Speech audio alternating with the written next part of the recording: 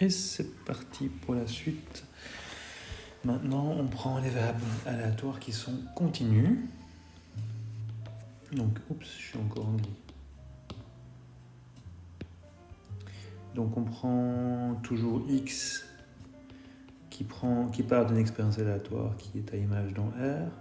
Et cette fois-ci, la loi de x est décrite par une fonction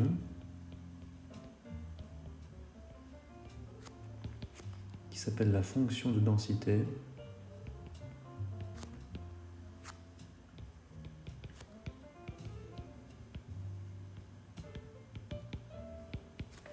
Voilà. Et donc, maintenant, on va parcourir quelques exemples. L'exemple le plus simple, qui serait donc de la page combien? Page 80. Ça serait la loi uniforme. Donc, il y a la loi uniforme discrète qui prend donc qui prend des valeurs différentes avec la même probabilité. Il y a aussi la loi uniforme continue. La loi uniforme continue qui fait quoi?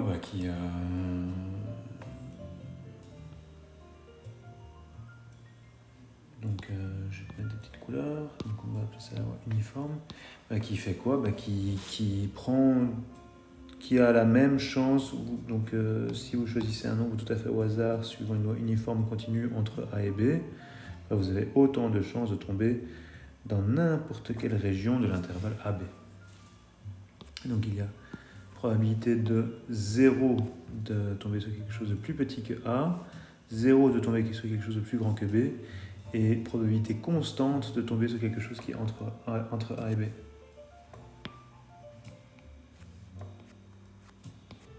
Donc on dit quoi? On dit que x est uniforme continu sur l'intervalle A à B. Je crois que j'utilise aussi la notation U de A à B. Si quoi? Si la fonction de densité de x est constante sur AB et nulle ailleurs. Et donc on a déjà parlé dans une vidéo précédente. Dans ce cas-ci, la fonction de densité, j'ai l'habitude de mettre des x, mais il n'y a pas de x dans vos notations de votre cours. La fonction de densité, ce sera quoi? Je rappelle, il faut que l'aire totale sous la courbe fasse 1. Donc pour que l'aire totale sous la courbe fasse 1, il faut que ce soit 1 sur b moins a si x appartient à AB et 0 sinon.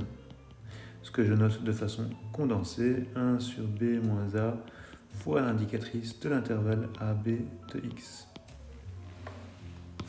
Voilà. Donc ça, c'est la fonction de densité de l'uniforme. Il est facile de vérifier que l'intégrale sur moins l'infini a plus l'infini de la fonction de densité, ça fait 1. Oui, parce que ça fait juste l'intégrale de a à b de 1 sur b moins a dx, ce qui fait clairement 1. On calcule l'espérance de x. On l'a déjà fait dans une vidéo précédente, je ne vais pas le refaire, ça fait a plus b sur 2. Je vais peut-être quand même rappeler la formule, mais... Donc c'est l'intégrale sur toutes les valeurs possibles de x fois la fonction de densité. Donc ici, les valeurs possibles, ça va de a à b de x fois 1 sur b moins a dx. Ce qui fait, après calcul que vous devez savoir faire, ça vous donne le résultat intensément logique, que ça vaut a plus b sur 2. La variance de x, ça fait quoi? Ça fait l'intégrale de a à b de x carré fois 1 sur b moins a dx, moins a plus b sur 2 au carré. Et après calcul que vous devez savoir faire, on peut voir que ça fait b moins a au carré sur 12. Voilà. Qu'est-ce que j'avais mis comme couleur? J'avais mis du vert, donc je vais remettre du... C'est pas le même vert, pardon.